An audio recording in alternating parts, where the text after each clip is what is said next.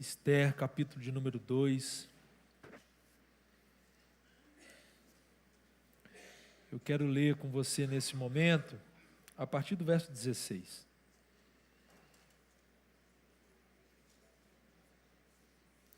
Eu quero falar sobre 3 verdades impopulares no exílio. Nós estamos estudando aí sobre o livro de Esther e mostrando que o livro de Esther revela uma tensão entre 2 mundos. O livro de Esther revela um cenário em que Esther e Mardoqueu, ou Mordecai, como você preferir, estão vivendo à beira de se acomodar.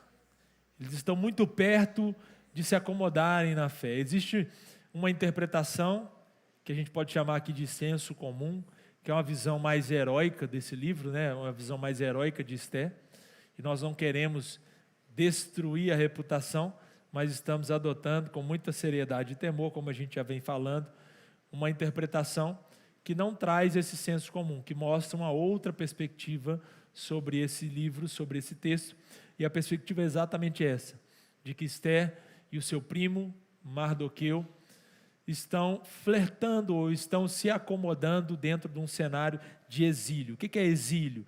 Exílio é quando um povo de uma determinada região é levado para fora desse lugar e começa a ser obrigado a viver em uma outra cultura, em uma outra região, em um outro lugar. Foi exatamente isso que aconteceu com o povo de Deus. Eles foram retirados da sua terra e levados para o exílio, levados para uma outra terra, e o texto aqui de Esther acontece ali na região de Suzã, que era uma das capitais do Império Persa. É nesse cenário de exílio, de estar fora, de estar longe da pátria, que nós encontramos esses personagens, Esther e Mardoqueu.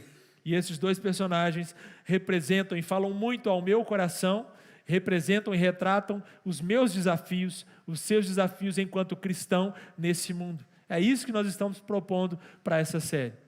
Como eu posso viver nesse mundo sem me perder?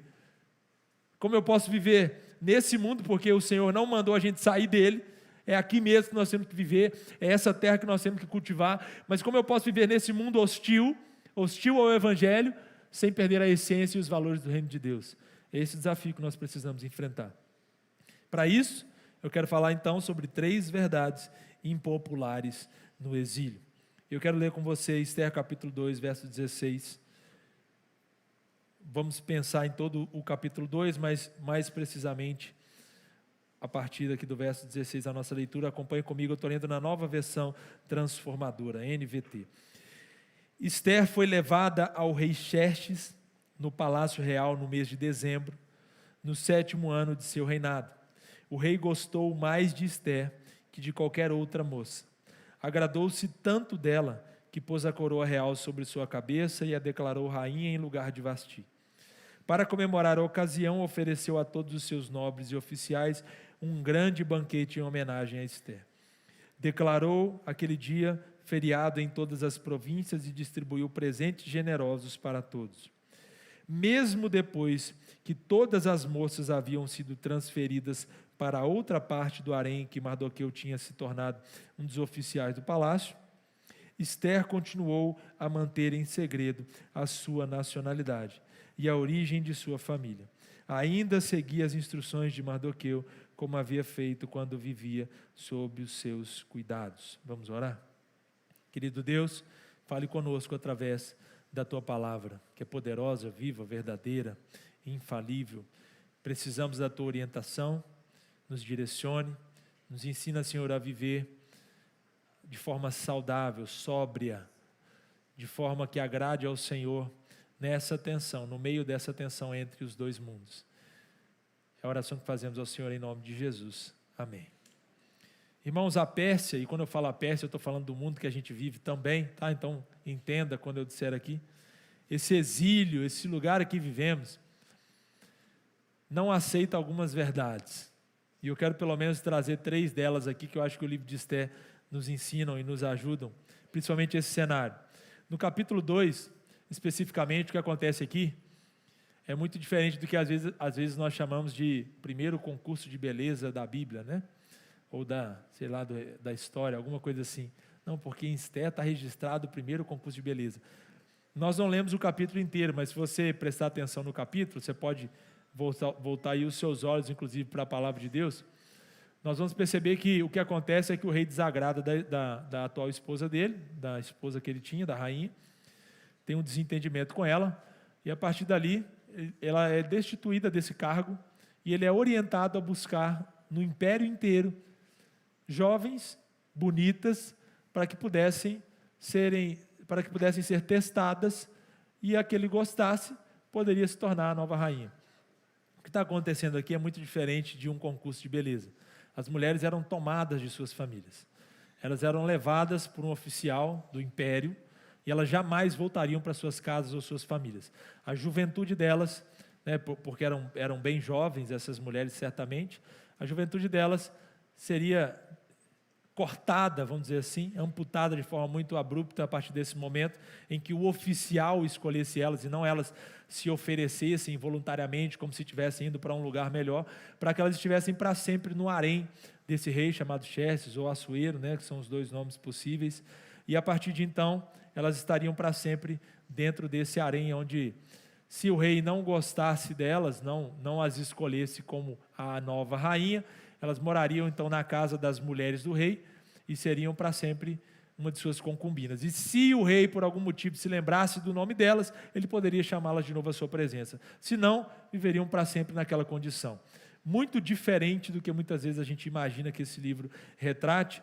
O que ele está fazendo aqui é quase que elas foram quase que raptadas. Nesse cenário, irmãos, por duas vezes o autor intencionalmente, isso aqui não há dúvida, intencionalmente, no verso 10 e no verso 20, o autor de Esther quer mostrar para nós que ela esconde a identidade dela.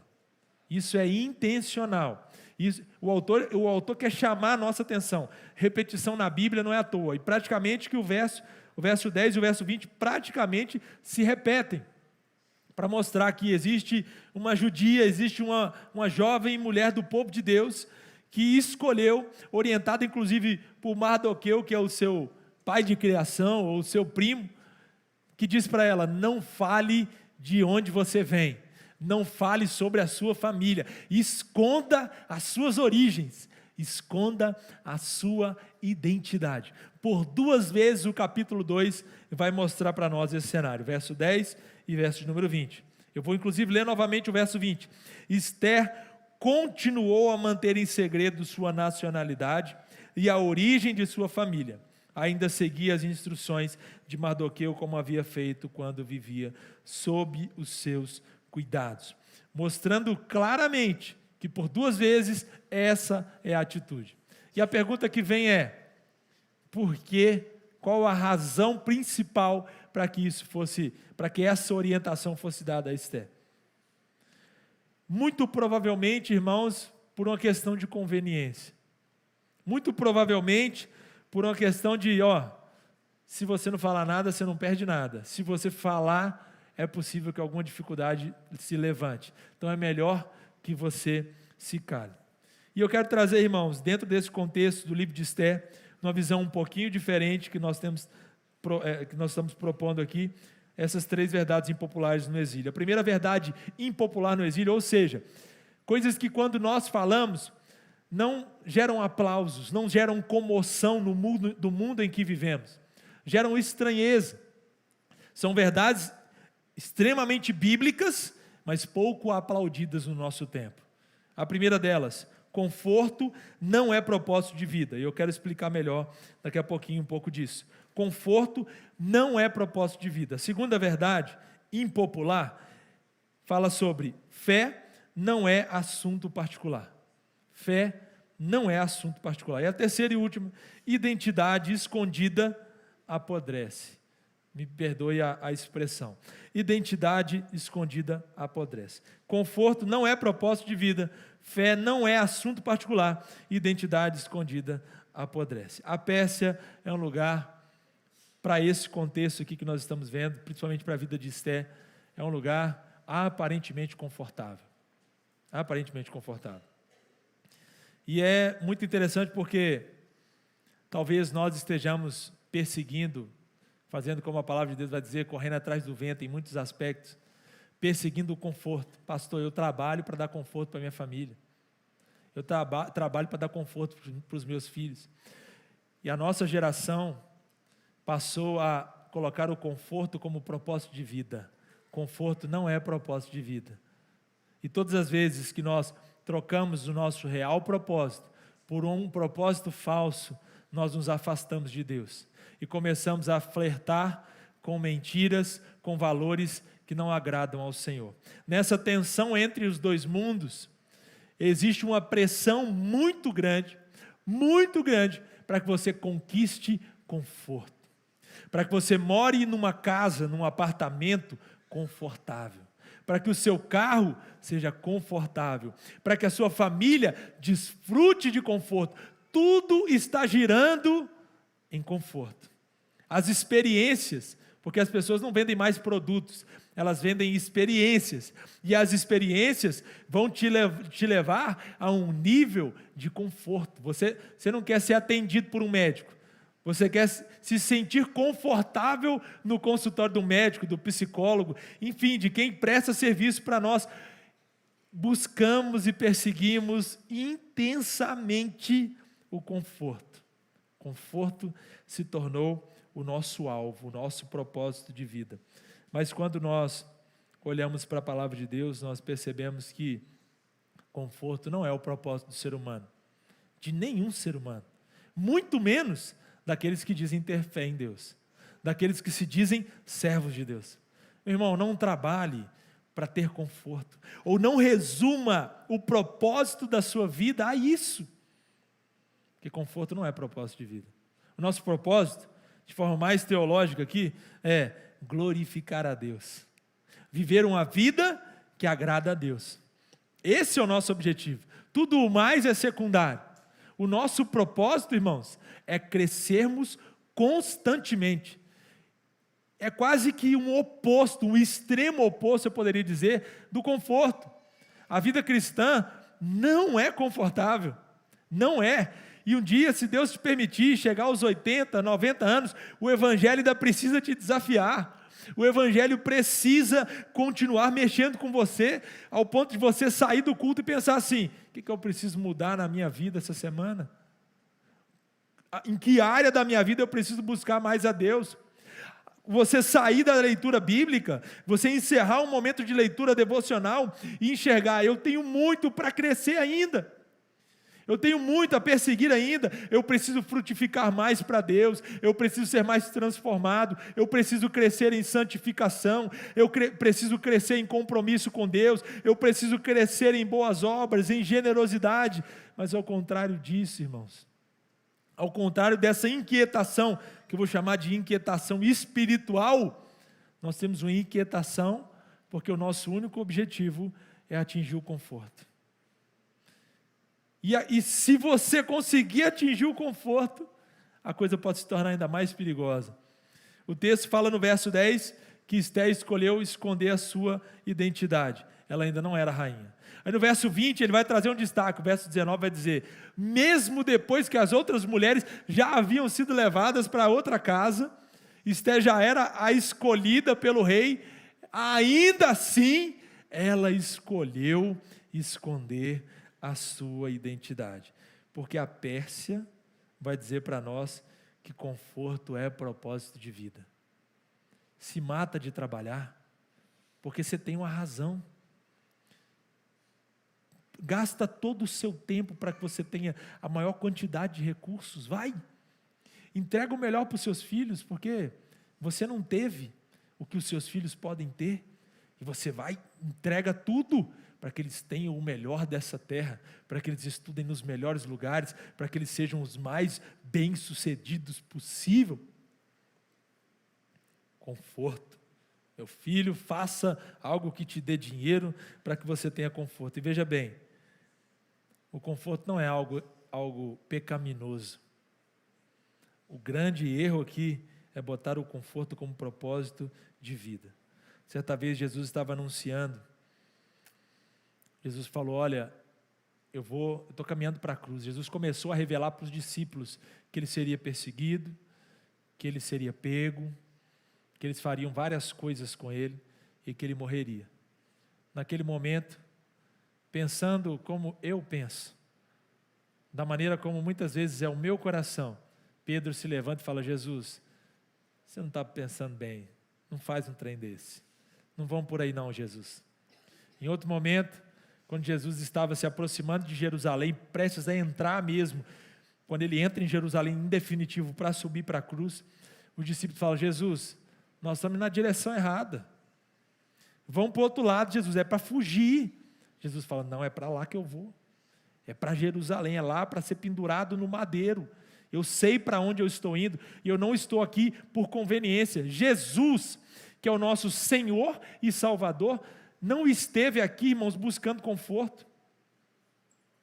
Mas muitas vezes, assim como Pedro, eu me aproximo de Jesus ou quero viver um evangelho confortável, que não exige muito de mim, um evangelho de conveniência, porque, queridos, se nós dissermos a nossa real identidade nos ambientes em que vivemos cotidianamente, nós certamente perderemos alguma coisa, minimamente falando.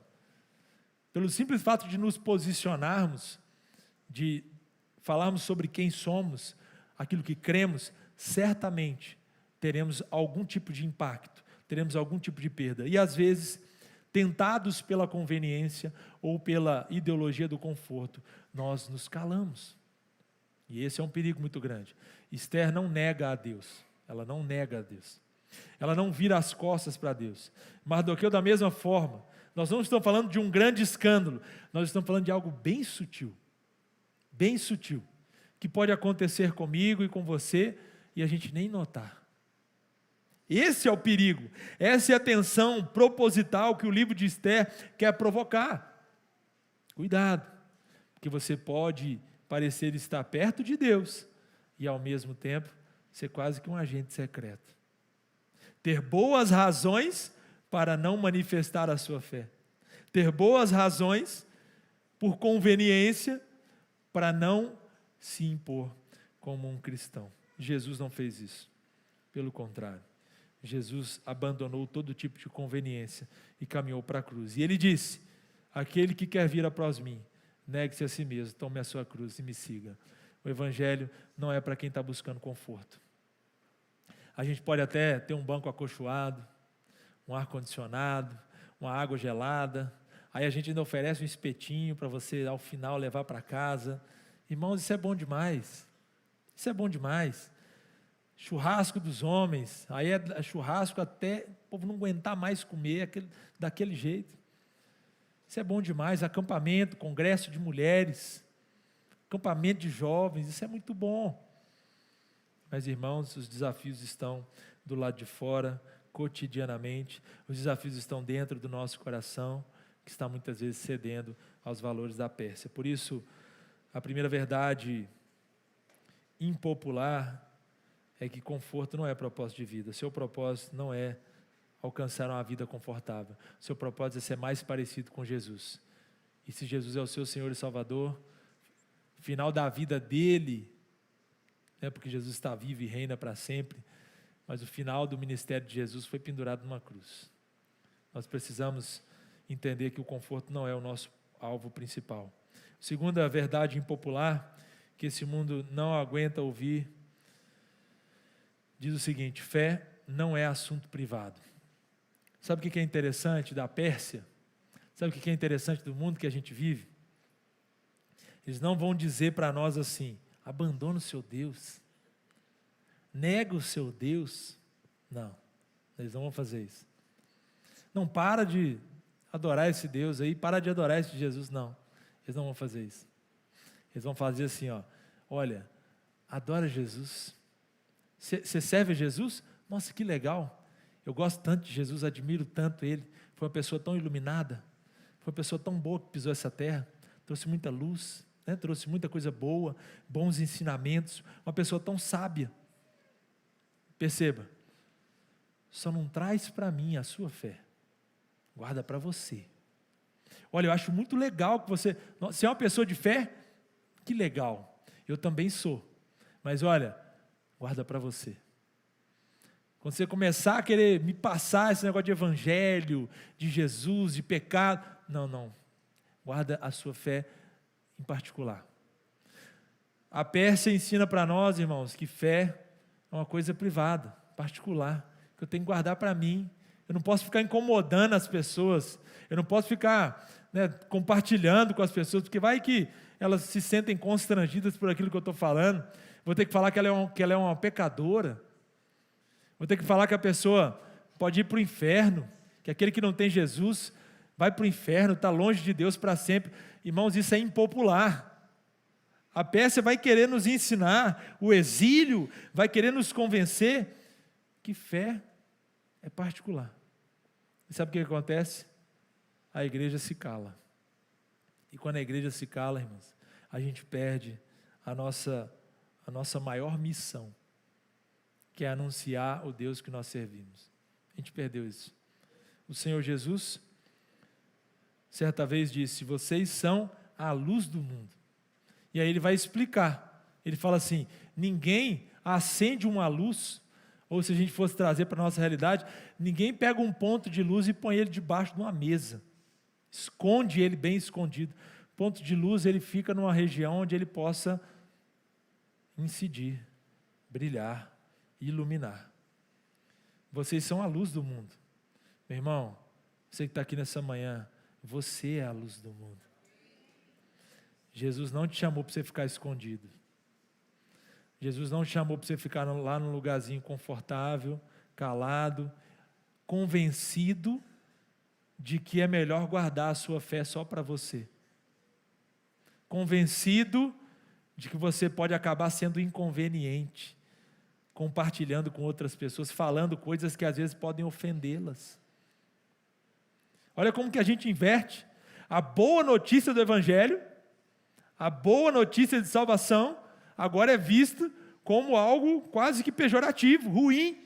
Então, os crentes se calam e não testemunham, não falam mais do Senhor. Fé é um assunto privado. Adore o Deus que você quiser, só não me incomode com Ele, só não venha trazer Ele para o trabalho. Aí você fala assim: não, então tá bom, fé é uma questão para o domingo.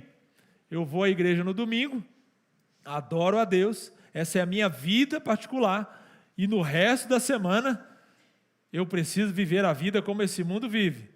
Eu preciso negociar, eu preciso trabalhar, eu preciso me dedicar do jeito que as pessoas fazem. E aí não tem como. Pastor, não tem como ser crente no ambiente que eu estou. Não tem como testemunhar no cenário que eu vivo. E assim a gente vai colocando as razões para se calar, para deixar a nossa fé bem guardadinha. Talvez, Esté pensou: não, esse negócio de Senhor, né, de adorar ao Deus,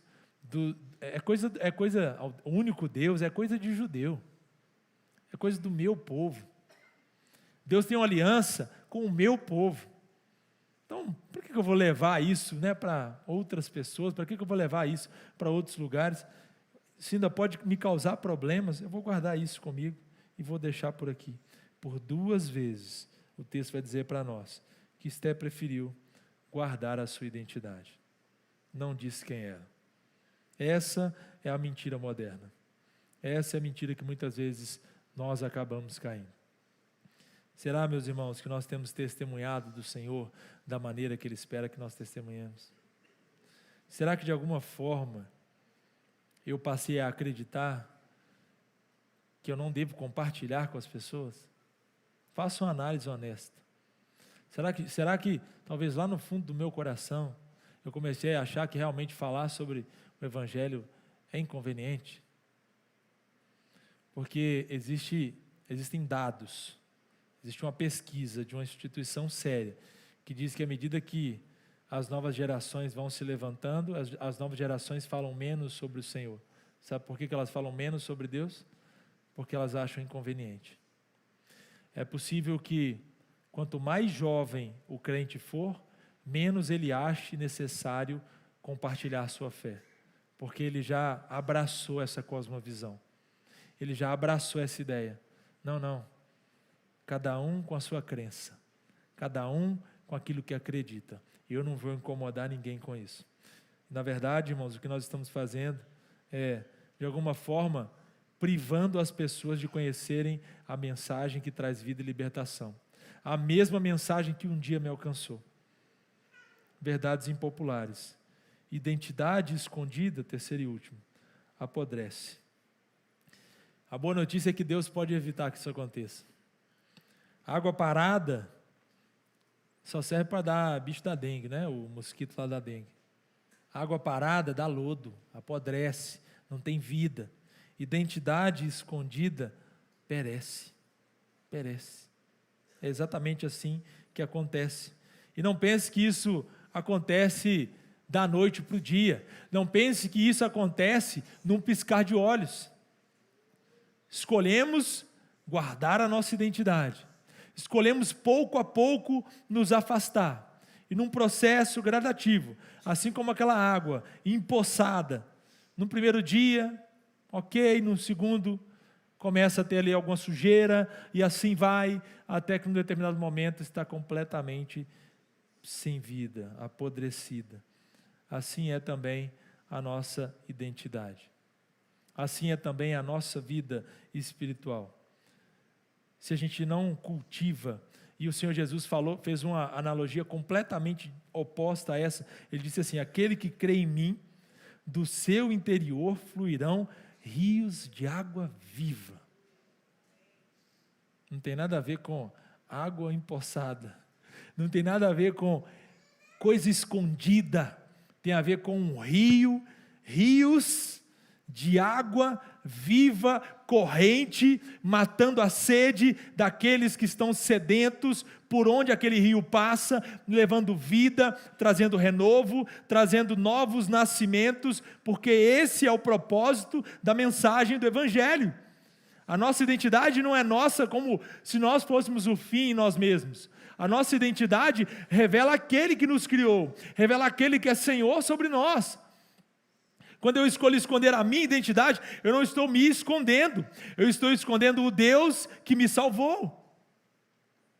E se eu fizer isso, irmãos, certamente eu me afastarei de Deus, certamente o secularismo, as práticas mundanas tomarão a minha vida. Há uma espécie de intervenção misericordiosa de Deus nesse livro, porque apesar do nome de Deus não ser citado nenhuma única vez aqui, em nenhum capítulo, em nenhum verso, mais uma vez, cremos que intencionalmente, apesar de Deus não estar evidente nas letras, Deus está evidente nas ações. E Deus, nesse cenário, movimenta as coisas, escolhe mover as coisas. E Ele vai trazer Esther um pouquinho mais para perto. Ele vai mexer nas coisas, vai fazer com que o povo judeu, de alguma forma, ainda que talvez tenha desaprendido, não sei, já mais distante, desde a época que saiu do exílio, Ele vai fazer com que o povo de Deus minimamente possa buscá-lo, ou possa buscar uma ajuda, um socorro. E é exatamente o que vai acontecer ao longo da narrativa desse livro, nós vamos ver isso, se Deus assim permitir, ao longo dos domingos. Deus vai movimentar, vai gerar uma perseguição, e é curioso como que Deus, quando Ele quer movimentar a igreja, Ele traz uma coisa assim aparentemente ruim, mas que vem para o bem. Isso te lembra alguma coisa assim, tipo Atos capítulo 7, Atos capítulo 8, quando um homem chamado Estevão é apedrejado, e a partir dali, do capítulo 8 em diante, a palavra de Deus vai dizer que os crentes se espalharam, porque Jesus havia dito: vocês serão minhas testemunhas. Veja que mais uma vez é o propósito da igreja: vocês serão minhas testemunhas em Jerusalém, na Judéia, Samaria e até os confins da terra. Mas é muito bom estar em Jerusalém, é muito legal estar em Jerusalém, estar junto com o povo de Deus, na terra prometida, nessa cidade tão histórica, nesse lugar com tantas coisas marcantes. É bom estar aqui. Aí Deus vem e fala assim: então tá bom, vou espalhar vocês então, através do martírio de Estevão e da perseguição que se escala ali, principalmente a partir do capítulo 8, que vai se mostrar evidente no capítulo 9, na conversão do apóstolo Paulo, né, que é até então apenas Paulo. A gente percebe então que a igreja se espalha, Deus movimentando as coisas. na sua providência silenciosa, Deus mexe na nossa vida, Deus chacoalha as coisas, às vezes de uma forma dramática e ruim aos nossos olhos, mas em muitos aspectos saudável para nós, para nos livrar do mal, porque nenhum daqueles que o Senhor tem se perderá. Talvez hoje você esteja vivendo um cenário desafiador na sua vida, na sua família, na sua vida emocional, mas você pode enxergar isso, quem sabe, como um alerta de Deus, como um chamado de Deus, como um chacoalhar de Deus, para que você retorne à essência, para que você se lembre quem é o seu Deus, qual é a sua identidade, para que você se lembre que você não é daqui. Irmãos, o que a pandemia fez? Nós vivemos a pandemia há poucos anos, e certamente ela mostrou para muita gente que estava em busca de conforto, que todas essas coisas são pura vaidade e correr atrás do vento. Pura vaidade, que a gente não tem controle de quase nada. E Deus vem e move as coisas para nos alertar. Foi isso que Ele fez aqui na história de Esther. E é exatamente o que Ele continua fazendo ao longo de toda a grande história que Ele escreveu. É isso que Ele faz com você hoje. Meu irmão, eu quero te alertar para o perigo de uma identidade parada, escondida, porque ela vai apodrecer. Vai apodrecer. Jesus foi extremamente exposto, mas quando confrontado, ele não se acua, ele não fica acuado, ele não recua. Quando Jesus foi confrontado sobre quem ele era, ele disse claramente quem ele era. Quando tentaram oferecer para Jesus outra coisa que não a sua missão, ele negou. Quando tentaram proclamar Jesus rei, ele fugiu para orar. Quando tentaram falar para Jesus que o ministério dele poderia ser muito maior, Jesus se esquivou. Jesus sabia qual era o seu propósito. E ele estava nessa terra, como ele mesmo disse, para fazer a vontade do Pai. E quando falaram, quem você é? E quando ele chegou o momento dele revelar quem era, ele não se calou. Ele mostrou que ele era o Filho de Deus encarnado. Ele revelou a sua identidade. Ele fez milagres, ele mostrou a sua autoridade, o seu poder. Jesus fez isso, irmãos. Jesus não escondeu o Evangelho, Jesus não escondeu a sua identidade. E quando ele escolhe não esconder, o que ele gera? Vida. Mas quando nós escolhemos esconder quem somos, a única coisa que podemos gerar é morte. A única coisa que podemos gerar é morte. Existe alguma área da minha vida em que a minha fé se tornou invisível? Em algum lugar, em algum momento, em alguma parte da minha semana, da minha vida, a minha fé se tornou invisível? Pense nisso. Avalie. Será que eu escondo as coisas? Será que eu me escondo por medo de aprovação? Por medo da rejeição, melhor dizendo? A nossa identidade principal não é que você é um brasileiro, sei lá, um Belo Horizontino, não sei, um mineiro, né? Raiz, que se orgulha de Minas Gerais, enfim. Eu não sei se você tem essa convicção, mas a gente precisa voltar a se orgulhar por sermos pertencentes ao reino de Deus. Ter orgulho disso. Já viu avô e avó babona? Com o perdão da palavra aqui, né? No bom sentido, você entendeu o que eu estou querendo dizer? Já viu como é que é? Para na rua, aconteceu isso essa semana, comigo. Não, passou só um minutinho. Tirou o celular, olha aqui que coisa mais maravilhosa, olha que coisa mais linda. E mostra o neto, e fala. O pai que acha, a mãe que acha que o filho é super capaz, né? Tem uma mega capacidade. Não, porque meu filho, com 10 meses, ele já andava. Aí vem o outro que não quer ficar para trás. Não, o meu com 10 já andava e falava. Aí vem a outra, né? O outro, não, com 10 o meu já era bilíngue. E assim A gente vai mostrando como os nossos filhos são especiais, inteligentes, maravilhosos. Sabe por quê? Porque a gente se orgulha disso. A gente se orgulha disso. O avô, a avó se orgulha do neto. Ele está feliz. E daquilo que a gente se orgulha, a gente compartilha. A gente fala. A gente quer mostrar para os outros. Mas como pode a gente ter uma fé, uma convicção que a gente diz que é forte, que mudou a nossa vida, mas a gente não sente vontade de falar para ninguém sobre ela? Como pode eu dizer que existe uma mensagem que mudou a minha vida, que mudou a minha história, mas eu não sinto um pingo de vontade de falar sobre ela, de falar sobre o Deus que mudou minha vida? Eu não tenho vontade.